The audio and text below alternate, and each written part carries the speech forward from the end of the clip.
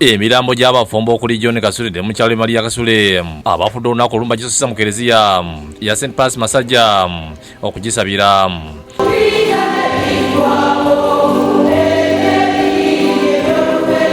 Gireeteddwa aba A+ wakati mu Namonje w'abakungubaze. Mmisa ekulemiddwa Vicar General Ssekkulu lya Kampala Musenyeri Charles Kasibani nga yabibwako Chancellor wa Ssekkulu Reverend Father Pius Male Ssentubi wabune bwana mukulu w'amasajja Dr. Mark Richard Sajjabe.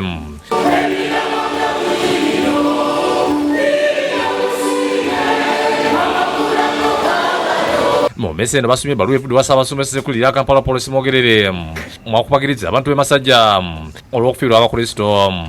Tubasaasidde nnyo era tubasabira Omukama abakumye mu kaseera kano akazibu ennyo ke mulimu.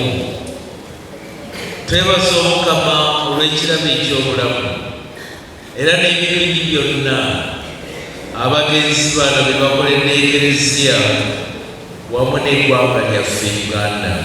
Atendereza omulimu abafumbo bano gwe bakoze mu kuweereza Katonda.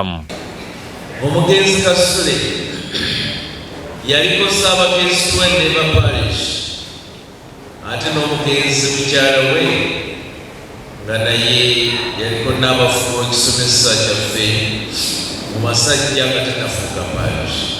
Ye Musenyeri Kasibanda atendereza abagenzi ne bakoledde Ekereziya abeebaziza olw'okuzza obulungi abaana baabwe n'okubalambika. Katonda yabawa ekirabo eky'obulamu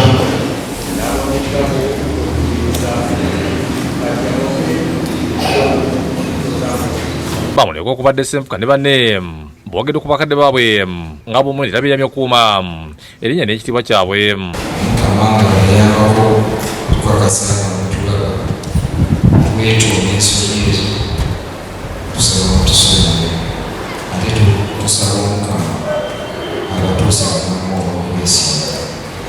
Oluvudde n'ebirabo gitwaliddwa ku kyalo Gembe Obulenzi Town Council okuziikibwa.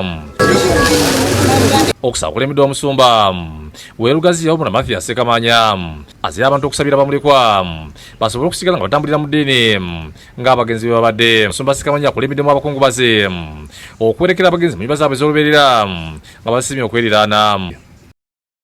Download the app on App Store or Google Play Store now. Vision Digital Experience, the future of media.